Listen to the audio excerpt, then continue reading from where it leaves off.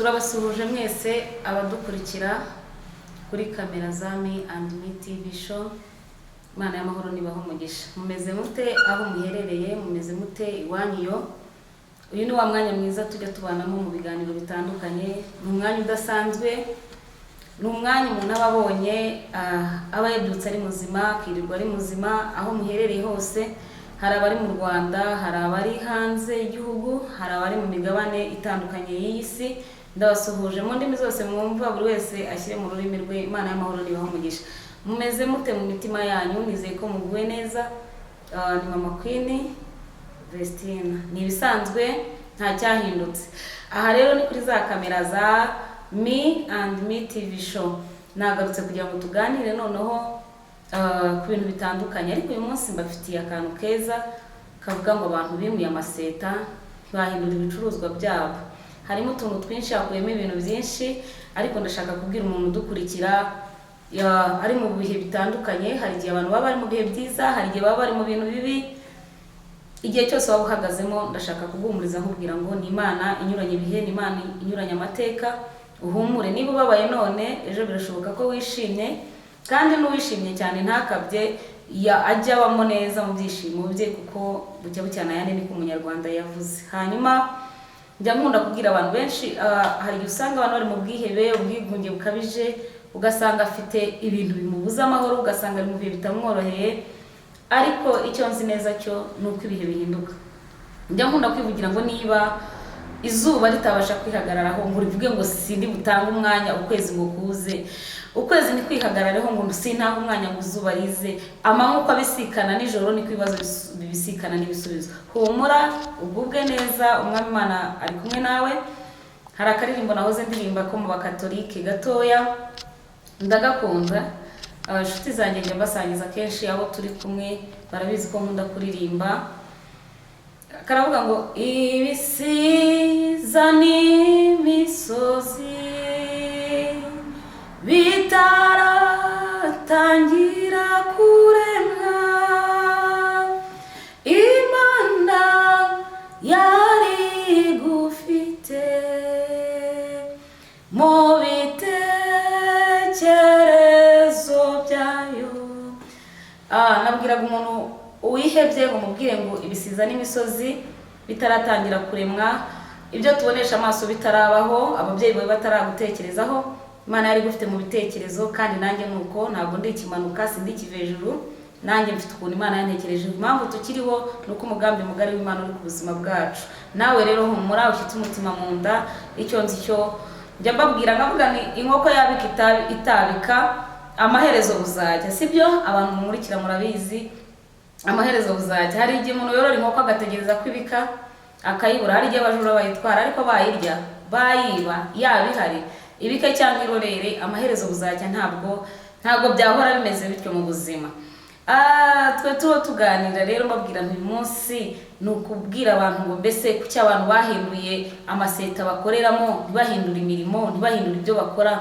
Ugasanga abantu, umuntu yakoreraga ikintu ahantu akimura akahimuka akajya ahandi, ariko akaguma agakora bya bindi.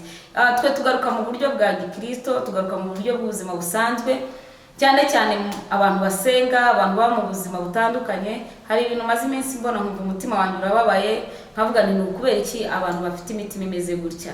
Kubera iki? Byahereye ku nzozi narose. Hari ukuntu umuntu ajya mu isoko ukajya kubona ukabona hari abacuruzi b'agataro, abacuruzi bacuruza ibindi bintu.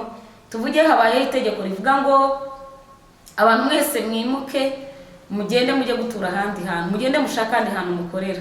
Ariko ugasanga aho babakuye niho hari habi ugereranije naho babatwaye. Noneho bakakubwira bati imuka. Niba ari abacuruzi b'agataro, uterura agataro kawe ukagenda.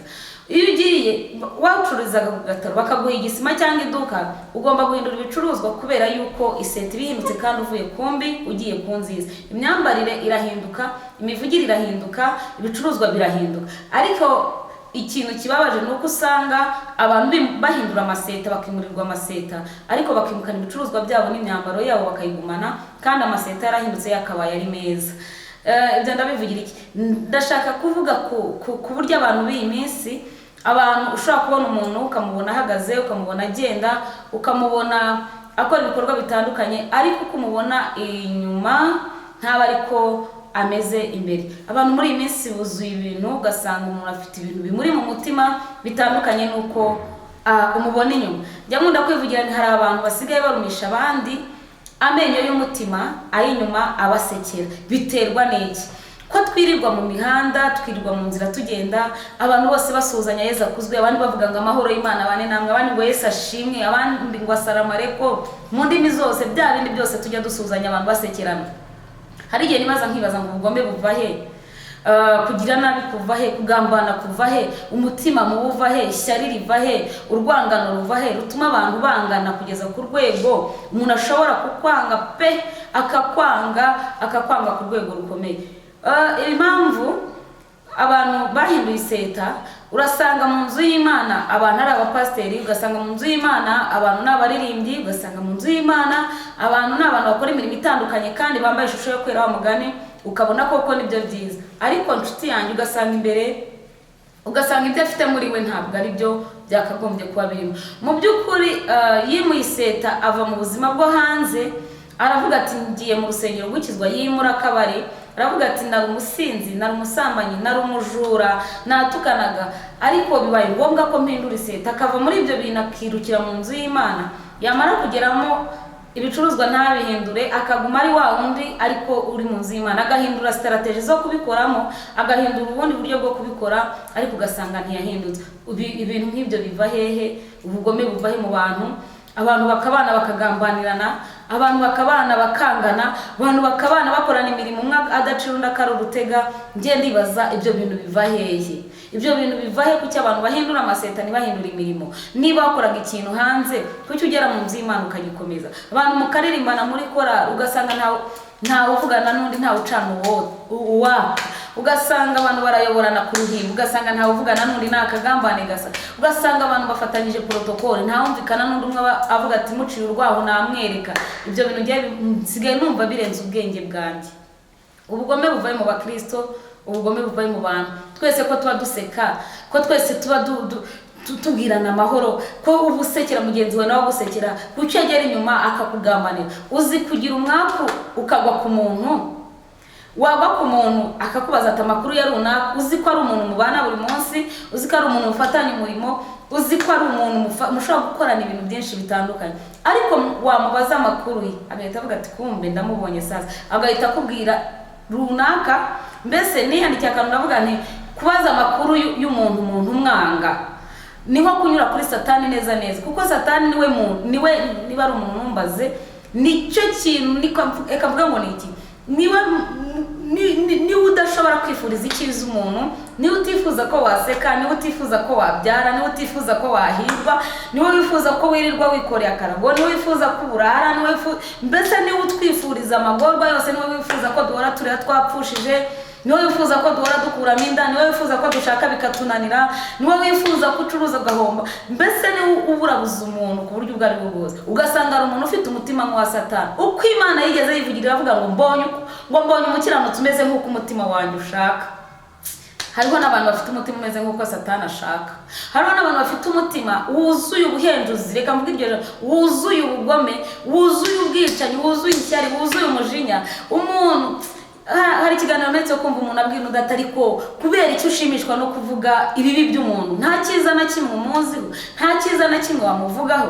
Kubera icyo abantu bimuye amaseta bafite amagambo bakayimukana bakajya mu nzu y'Imana, kubera icyo abantu bimuye amaseta bafite amashyari bakayatwara, ukaririmbana n'umuntu, ukabana n'umuntu mu rusengero, mukabana mu kibina, mukabana mu isoko mucuruzanya, ariko atifuza ko yaba iruhande rwawe, yabona ikiza ukabona kirakubabaje, yabona akagezi ashaka kuvomaho ukagatoba, ukavuga uti ndagatoba n'iri soko ndisibe mwandagaze musebye ku buryo mbese ntaho yamenera. Nshuti zanjye mwabaye muti, twabaye dute abantu, Abanyarwanda duteye gute? Umuntu abura ubunyarwanda, akabura ubumuntu, akabura n'uburere kavukira, akabura n'ubukristo, ibintu byose bino ukabibura muri wowe, kandi ureba inyuma abantu twarahindutse, abantu tugaragara inyuma nk'abariho nyamara imbere twarapfuye. Ibi mbivuze mbabaye, mbivuze ntekereje ibintu maze iminsi mbona mu bantu, uburyo abantu bahemukirana, uburyo abantu bicisha abandi, uburyo abantu basebya abandi, umuntu akagusebya akakwandarika, gatanga amakuru yawe atariyo, wihingukira ku muntu kwanga biragatsindwa. umuntu arakuvuga akakuvuga runaka ntacyo ashoboye, ntacyo azi, yigize atya n'atya, yirirwa muri ibi niba akakugenga ukagira ngo urugo rwawe ararubiwe. Reka mbabwize ukuri, ugasanga aba bana mu makoperative niwe uvuga ati uyu nguyu niyambura tuzamutereze tumusohore mu nzu, ukabona ibyo bintu biramushimishije. Yabona ikibi kikubaye akaba abonye inkuru, yabona ikibi kikubaye agaserebura akavuga ati wawo, nawe yajya yabona. Ariko suko njye nakuze, ntabwo ndi mukuru cyane, ariko ku myaka mfite inyemera kwibuka ibyo nabonye ndi muto. Nakuze bavuga ngaho umugabo aguye ngo ndarenzaho utwatsi arorosa, ariko kuri ubu ngubu nutaguye umuntu aramugusha akanamwambura. Nutaragwa umuntu arakugusha kabisa, akakugusha akavuga ubwambure bwawe kandi utanaguwe. Abantu b'iyi minsi sha ni monde ya benefice wa mugani wa mugabo, ni monde do beto, niko bajya bavuga. Bantu munkurikira kuri Me and Me TV show, ndabinginze ntimukagira imitima mibi, ntimukagira imitima mibi. Uretse ko nyine n'ibyo biba ari imiyugira iduhira, urubori ruba rwaravuyemo ntacyo, ariko birahungabanya. Guhemukirwa n'umuntu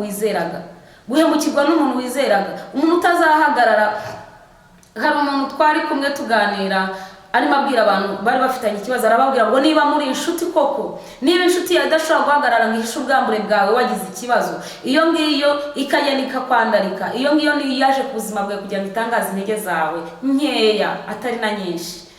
Ni iki cyatumye abantu baba babi? Ni iki cyatumye abantu baba abagome? Ni iki cyatumye abantu bangana ku rwego ugasanga abana ntibumvikana na ba nyina, no gushyira hanze abagabo n'abagore ni hanze, social media zaraje, abo mubana mu bintu bitandukanye, nta cyiza cy'umuntu babona, ni intege nke gusa, ni ibibi gusa, ni ukukuvuga uko utari, nta n'uwaguhamagaye, nta n'uwagize. Mw'abantu mwe mwabaye mute? Mumeze mute? Kuki abantu bagira ubugome? Kuki abantu bafite umutima mibi? Njya nkunda kwivugira akantu nkavuga ngo abantu babaye ama pièce de rechange ntago bagifite ama pièce original. Urasanga abantu bambaye ama uniform, niba ari abanyeshuri, niba ari amakorari, niba ari abapasteri bambara amakanzu na zakora, ukabona barambaye koko barasa, bambaye imyenda isa kubera ko ari imyenda y'akazi. Yes, ni imyenda y'akazi, ni imyenda y'imirimo. Ariko uyakuyemo ari amakanzu ukareba abantu bamwe nta maboko bafite, abandi nta maguru, abandi nta mitima, abandi nta maso. Ibyo mvuga ababasha kunyumva barabyumva. Muraba mu bintu ugasanga abantu barimo batarimo, bafite ibice bidahari, ama pièce original yararangiye. Natwe dusenga, Bibiliya iratubwira ngo turi ingingo za Kristo. Kristo ni itorero, Kristo niwe nyiri itorero, kandi turi ingingo ze. Baravuga ngo nk'uko umubiri ugizwe n'ingingo nyinshi, niko Kristo natwe turi ingingo ze. Niba turi ingingo za Kristo rero, amaso kuki ashaka kumva ko yakwihenura ku maboko, ngo ngewe nkora ibi, uyakora ibi, uyu ntagakora, uyu ntakagira atya n'atya. Imyiryane n'inzangano mu nzu y'Imana zivahe? Imyiryane mu nzu y'Imana zivahe? Mu bakorari. Imyiryane iva hehe? Mu bapasteri. Imyiryane iva hehe? Mu buzima busanzwe, mu bintu abantu bahuriramo ari benshi. Kuki hataburamo utuntu n'utundi? Inzangano zivahe? Kubera iki? Ntabwo nzi ikintu umuntu yakora, ariko imitima y'abantu. Ngiye hari igihe nsigaye nibaza nkavuga, duteraniye turi abantu barenze nk'icumi cyangwa 20, nkavuga nwazana nka projecteur ibasha guprojecta ahantu ku gikuta, abantu bose bakareba ibiba biri mu mitima y'abantu. Wasanga wicaranye n'umuntu waye yarakwishe kera, cyangwa nawe wicaranye n'undi wakabaye warahenjwe, wicaranye n'undi uvuga uti kariya kazi yaba yakavaga, wicaranye nawe ureba ukavuga uturiya niba inzu yahirimaga cyangwa bayiteza.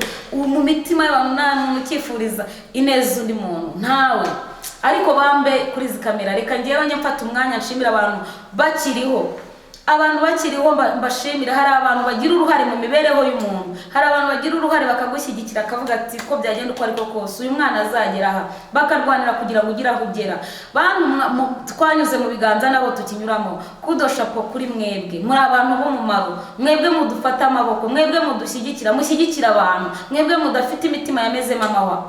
Uzi guhungira ubwayi mu kigunda neza. Hari igihe uba mu bintu ukibaza utari ku bundi ubu ari hanze no mu nzu, ubundi wose ko hanyagirwa, ugasanga no mu nzu inzu ya kwere na nyagirwa iba yarunze amazi nakunyagira nabi, nibe n'imvura yo hanze. Ariko nshuti zanjye, reka duhindure ubuzima tubayemo, kubera yuko nta bintu byatugeze ijuru tuvuga. Wa mugani wa muntu wavuze, bamwe bazaryumva kuri stati abandi bakaribona, abandi bari postinze niba bizaba, ariko ukavuga ijuru.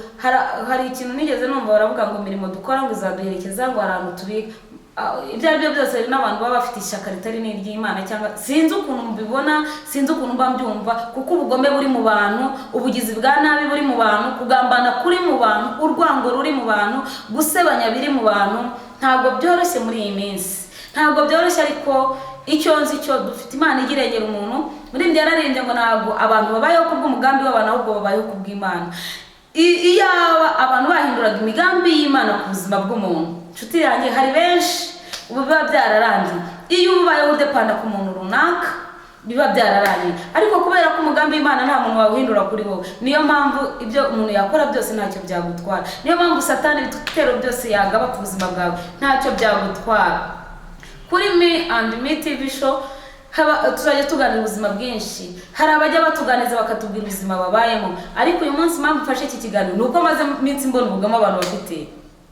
Nkumva ngewe ndanumiwe, nkavuga aba bantu, ubundi uyu muntu ni umuntu, uyu muntu ni umugabo wubatse, uyu muntu ni umugore ubyaye, ibi bintu akora, igise cyara muri ibi bintu akora ku bana.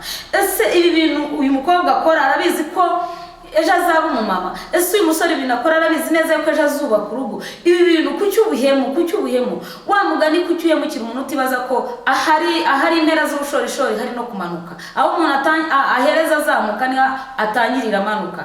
Umuntu yaravuze ngo ushobora kuzamuka ugahura n'undi amanuka, ngo ntuzigere wishongora, kubera yuko urazamuka mu bisikane nawe azamuka nawe umanuka. Niko ubuzima bwubakitse. Uko izuba natangiye mbivuga ritajya ryihagarara ngo rivuge ngo njyewe simva mu byimbo, ntabwo mbise ukwezi, ariko amasaha yagera rikagenda rikendera. Ubugome mufite mu mitima yanyu, bantu mugira ubugome, ubwicanyi mufite, ubugambanyi, ibintu mufite mu mitima. Iyi si yarahindutse, isi yabaye mbi. Niba ari isi imeze gute, niba ari ntabwo nzi ukuntu navuga isi y'uyu munsi. Ni isi irimo ibyaha byinshi, ni isi irimo ubugome bwinshi, ariko mugerageze muhinduke. Basa bamenye Imana, mugaragariza itandukaniro. Imirimo ya kamere iragaragara, Bibiliya irayitubwira, n'imbuto z'umwuka ziragaragara, kandi Bibiliya ikavuga ngo muzabamenyera ku mbuto zabo. Ese umuntu, Yesu ngo yigeze anyura ku giti cy'umutini, arangije arakireba ari kumwe n'abigishwa ngo, arangije arababwira ati mugende munzanire urubuto nirire. Yabonaga igiti gitoshye kimeze neza. Mu by'ukuri ntabwo mbizi, Bibiliya iravuga ngo nta nubwo byari igihe cyo kwera kw'imitini, ariko Yesu ko yatekerezaga ko igiti kigomba kwera mu gihe gisanzwe n'ikidasanzwe, yiwe yaratumye ati munzanire urubuto, basanga nta na rumwe ruriho, ngo arakivuma kiruma. Uko kuntu niko muri iyi minsi ushaka kutureba, ukareba abantu bagenda ukavuga turiya muntu ariko Mana yanjye ni umukristo, wamushakaho urubuto ugahita usanga wapi ni igitovu kiberewe kivanze n'iki n'imifatangwe, kivanze n'iki n'imishuri, akaguhanda koko. Ariko nshuti zanjye, tugire ukuntu tugarura ibintu, tugire ukuntu twongera twiyubake, dusubize umutima impembero, kuko Yesu yigeze avuga ati muzabona ishyano mwa bafarisayo mwe, mwabanditsi b'indyarya mwe, mwebwe mwoza imbehe inyuma ariko imbere ari umwanda. Arangije aravuga ati mumeze nk'imva, abantu bazi rusororo barahazi. Hari ukuntu imva ziba zisize amakaro, niba ari ukusigwa, niba ari ugushyirwaho numbaze, izindi ziriho beto, izindi ari ibitaka.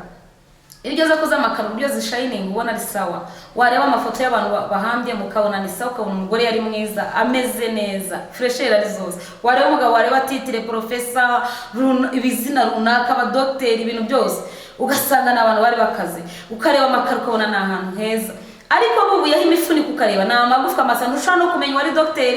Babakuyeho bose ukazana ntiwamenya ngo yari umugore yari umugabo, ntiwamenya. Ni ibintu biteye ubwoba no kubibona, kubera iki biri imbere mu gituro, nubwo gisize ingwa cyangwa amakaro, ariko ni mu gituro. Nubwo igituro tukiririraho, ariko turataha ntiduturamo. Rero mwa bantu mwe, bantu mufite imitima mibi kandi nyuma umuntu akureba akabona uri mwiza, mureke imbuto zacu ziturange. Imirimo ya kamere irahari, imbuto z'umwuka ziragaragara, kandi abantu bajya mu ijuru nukuri bakwiye kwera kandi bagakiranuka. Ntimukagire imitima mibi, ntimukagire ubugome, ntimukagire ibintu by'inzika n'inzangano, ntimukagire amashyari.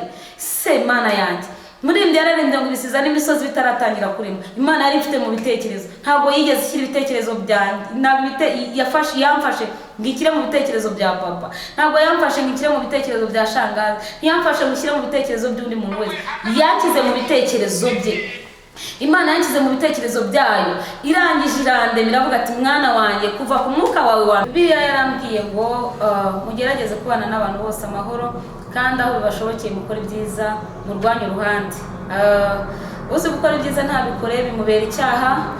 Bantu mwitiriwe izina ry'Imana, ibi bintu twagiyemo ntabwo ari imikino, ntabwo ari imikino, ntabwo abantu babuze ibyo bakora, n'uwabibuze ntabwo yaza gukinira mu nzu y'Imana. Icyo nzi neza ni uko umuntu uwo ari we wese aba yaraje afite impamvu, aba afite impamvu yahamagawe.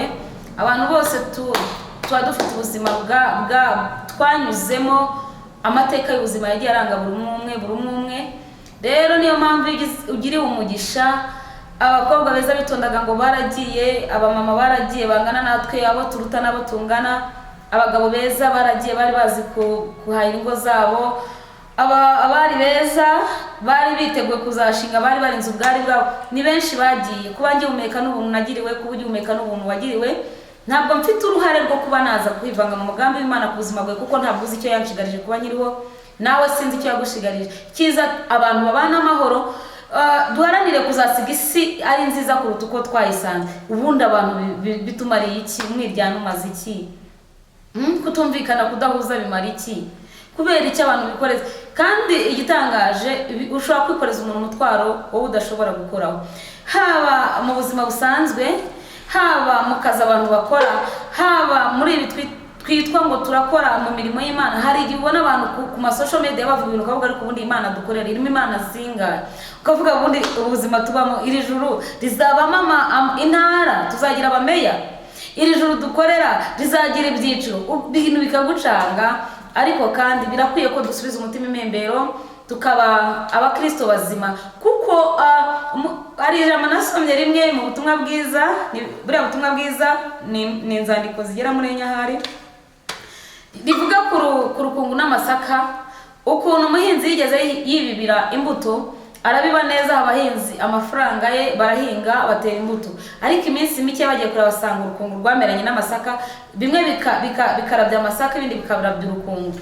Warangije baramubaza bati databuja tururane? Aravuga ati hoya, ni mu rwihorere rukurane n'iki n'amasaka, ariko kuri finali nzatoranya, nzabwira abahinzi banjye batoranye, bimwe babishyire ku ruhande, ibindi babishyire ku ruhande, urukungu rutwikwe, hanyuma amasaka ajye mu kigega. Uriya muhinzi yari umunyabwenge, yaravuze atumva murureke urukungu rutiza umurindi amasaka yanjye, murureke buhire rurye, basasire rurye, bashyiremo ifumbire rurye, ariko kuri finali amaherezo nihe mu muriro hazahunikwa amasaka gusa. Nibashyira ku ntara bizivangura, niba basarura bizivangura mu miba, bazamenye amasaka bamenye n'urukungu.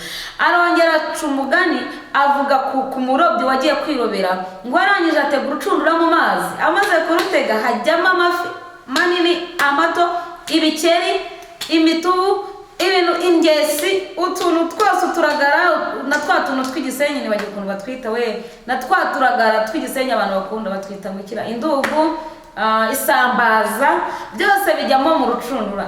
Umurobyi yari afite ikarite y'ifashaka, yari afite karite, afite ingano y'amafashaka. Arangije aje akuye muri urucundura, ashyize imusozi, sanga ibikeri byaje, asanga ibintu byose, ariko ngo aricara ararobanura, afata amafi mazima ashaka, ibindi byose abisubiza mu nyanja abitamo.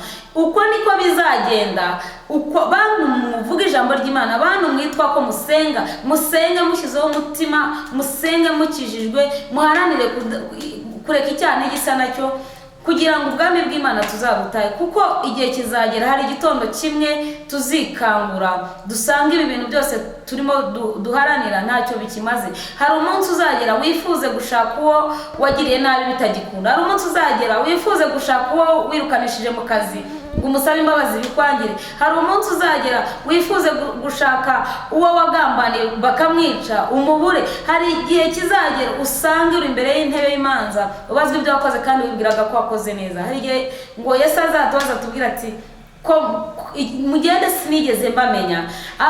Muri ba bakobwa 10 tujya dusoma muri Bibiliya ngo 5 b'abapfu n'abandi 5 b'abanyabwenge. Hari abicaye bose bategereje umukwe, ariko hari abafite amatabaza arimo amavuta, hari n'abatayafite. Muntu utayafite, reka tujye duhora dushaka amavuta mu matabaza yacu, kugira ngo umukwe atazadutungura akabatubwira ati sinigeze mbamenya.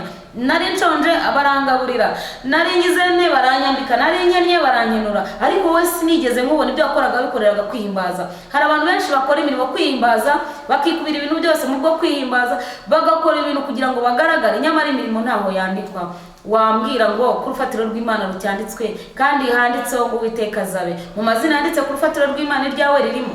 Mama Queen ndimo? Ese we runaka urimo? Izina ryawe ntavuze. Haranira kugira ngo izina ryawe rijyemo, uzabona ubugingo buhoraho. Tureke ubugome, tureke urwango. Isi yarahindutse, ariko kandi icyo nzi neza nuko dufite Imana. Muri ndi yararemye ngo dufite Imana, dufite Imana. Abari kurira nimwihanagure. Icyo nzi cyo kurira kwararira umuntu, ariko bwaki impundu zikagira gute zikavuga. Wowe urira none ejo bazajya, wowe ubabaye none ejo uzishima. Ibihe bihora bihindurana, ibihe bihora bihindurana.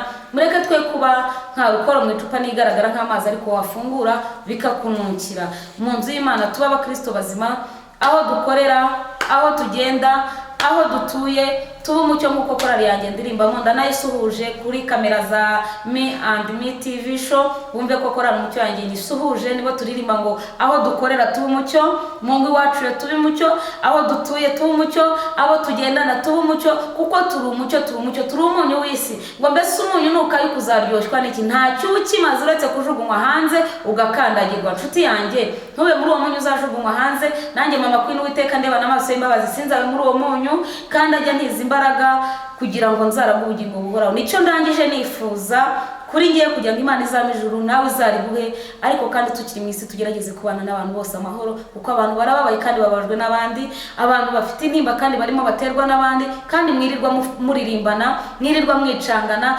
mwirirwa. Yesu we, reka mbabwize ukuri, Uwiteka Imana duhagarareho, kuko turi mu gihe kidasanzwe, turi mu gihe giteye ubwoba, aho umuntu aguhimbira akakwandikaho ibintu, undi akakuvugaho ibintu, undi akagira ate nate. Byarakaze, ariko icyo nzi cy'umunsi n'umwe, igitondo ni kimwe. Amazi ajya abasha kwibirindura, ariko kuri finale agatuza. Iyo umuhengeri utuje ubona amazi aterereye. Rero nshuti zanjye kuri kamera zacu, ndabakunda, murabizi, namwe murankunda. Amahoro y'Imana nabane namwe, umugisha w'Uwiteka ujye uhorana namwe. Nakagaruka nkwibutse yuko nimero zanjye mujya muzibona. Ufite igitekerezo, ufite inama wanyungura, ufite ubundi bwunganizi wambwira, ukamamagara tukavugana.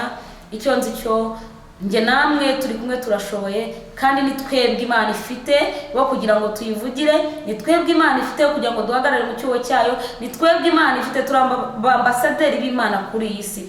Turabayihagarariye, nitwe tugomba kuyivuga neza, nitwe tugomba kuyihagarara tukagaragaza yuko tuvuga iby'Imana. Ni twebwe, ariko uzi kugira ngo Imana yigeze ngo yiratayo, biravuga iratira Satani ati wamubonye umukiranutsi wanjye nkunda Yobu? Satani aramureba ati reka sha, uri impamvu ari umukiranutsi n'ukubera wamuhaye amazu meza, wamuhaye kubyara araheka abahungu n'abakobwa, wamuhaye ingano y'umuha intama, umuha umugore mwiza, umuha ibintu byose. Yabuzwa n'iki kukubaha? Ariko warajya ngo reka nkore kuri biriya ngo urebe ko atakureka. Imana yamubwira ati genda rwose, ntago anyubaha kuko afite ibintu, anyubaha kubw'umutima, kuko azi uwo yubashye uwo ari we. Imana wubaha urayizi. Hari aho mwari mwahurira. Nimukibeshye ku bantu, buri wese aba afite amateka y'aho Imana yamukuye. Ntuzabone uhiriwe cyangwa byaranze mugire ngo niryo herezo. Oya rwose, oya. Uwazamutse ashobora kumanuka, kandi uri hasi nawe ashobora kuzamuka. Ni ibintu, ni fenomene utasobanura, ni ibintu Imana yikorera. Rero ntuzakine n'umuntu usenga. Umuntu usenga nubwo yaburara none ejo Uwiteka agira neza. Muririmbyi twa Geraldine ni waririmbye ngo ntuzarebe umuntu usenga, ngo ntuzakine n'umukobwa usenga, ntuzakine n'umugore usenga, ntuzakine n'umugabo usenga. Umuntu apfa kuba yubaha Imana gusa. Wowe ubaha Imana, ukora ibyo gukiranuka, ibindi byose bizaza. Mvuze byinshi ariko sicyo naringambiriye.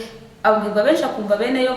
Isuzume mu mutima wawe, tujye tugira kwisura, dukore visite lokale, dukore visite interne, dukore visite yo muri twebwe imbere, twisure turebe ngo ese ahantu hasa nk'ara agacu, ahantu hasa nk'ara akangononwa, ahantu hasa nk'ara akantu nk'aka ngaka. Ariko biriya bintu koko biri mu bantu. Wisure nusanga uri muzima, ushima Imana, ubwira Imana, gumya umpagarareho mbere abantu mumaraho kubabera umuzigo, kuko hari abantu bari imizigo ku bantu kuruta uko bababera umumaro. Aho umuntu agera ahantu akavuga ati runaka yabatarahari kuko umutima wanjye urababaye kubwe. Abantu murimo muri z'amarira, kubw'amagambo yanyu, abantu murimo muriza amarira kubw'ibikomere mubatera, abantu murimo muriza amarira mwimisha akazi, abantu murimo muriza amarira mubagambanira, abantu bicana, abantu murimo muriza amarira mubiba, abantu murimo muriza amarira musubika amadosiye yabo, abantu murimo muriza amarira mubasenyera, abantu murimo muriza amarira mwirukanisha abana babo mu kazi cyangwa mu mashuri. Ibintu byose abantu murimo mukora cyangwa turimo dukora, Imana izabitubaza, ntabwo izatinda. Irabireba ikicecekera, tukibwira ko ihwanye natwe, ariko imigambi y'Imana ntabwo ariyo y'abantu. Imigambi yawe si nk'iy'abantu, imbaraga zawe si nk'izabo, ibidashobokera abana b'abantu imbere yawe birashoboka. Ndabizi neza ko ibidashobokera abana b'abantu imbere y'Imana bishoboka. Si rimwe, si kabiri, si ijoro rimwe, si abiri, si atatu. Iyo umuntu aza kubaho ku bwa gahunda y'umuntu, nawe bariho Rusororo tayari, mu rya Rubaga tayari, ahantu haba amarimbi hose ubu haba harimo intumbi nyinshi z'abantu bagiye ku bw'abantu. Ariko Imana ivuze ngo baho yavuga ngo upfe ugapfa. Mu gihe rero umuntu akiri muri bije y'Imana, umuntu akiri umurimo w'Imana, ibyo mwakora ibyo ari byo byose ni agahinda gasaze, ni amarira masa, byose ntibyashobora kubacungura iyo mugiriye nabi abandi. Iyo tugize ubugome mujye mugira imitima myiza, ariko tujye tugira imitima myiza. Abantu mumurikira, abantu inshuti zanjye, tujye tugira imitima myiza. Umuntu araseka tariko kariya ko kirirwa gashinze, umuntu yaceceka atari kuriya wahora, mbese ni namunoza. Ariko kandi siko bizahora, ibintu bizagira iherezo, bucya bwitwa ejo, iminsi igenda ihana, ibihe binyuranamo. Reka nsoreze aho ngaho, ariko nifuriza abagore bagenzi banjye guhaha bakaronka, guhirwa, kubaka ingo nzima, kugira abana bafite uburere bwiza, mbese ibyiza byose bituruka ku Mana. Abagore bagenzi banjye ndabibifurije kutagira imitima mibi, kutagira ishyari, kutagambana, kutagira ubugome bwihishe imbere. Ariko wari wabona ukuntu hari inzoka ngiro ikarumanya neza, ngo bakayikura hari uko bagukiye by'inyama ikayitwara. Yagufashe ntabwo yakurekura. Sitwara abantu bateye batyo di, agufashe ku gakanu ni ugusiga umuca wuciye. Ariko ntabwo ibyo ari ibintu bikwiye abarokore inshuti zanjye, ntabwo ari ibintu bikwiye abarokore.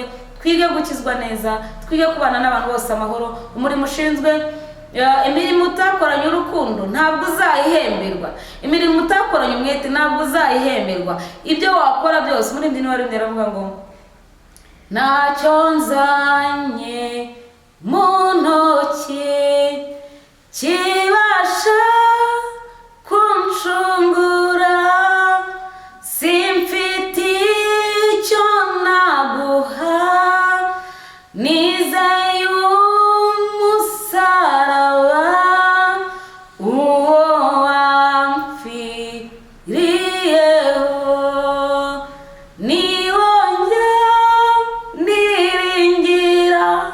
Umusaraba Yesu yampfiriyeho niwo njya niringira. Nawe wiringire, umwikomezeho, akubera inyunganizi, akubera ubwugamo, akubera ubwisho, kuko Bibiliya yarambwiye ngo uba mu rwisho bw'isumba byose azaba mu gicucu cy'ishobora byose. Ndangije gushimira wowe nkurikira, ndangije gushimira umugabo, umugore, urubyiruko muri rusange, abakuze n'abatoya.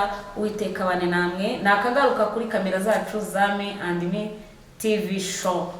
Ndangije kandi nukuri mbibutsa yuko iyi channel yacu iracyazamuka, kandi inkunga yanyu ni subscribe, like, comment na share aho bishoboka mubikunze. Ariko rwose iyo ni inkunga idasaba amafaranga, gukandaho gusa ukabura nshyigikiye. Ibitekerezo byanyu ndabikeneye. Nukuri Umwami Imana bampera umugisha, ndabakunda murabizi. Nakagaruka, murakoze cyane.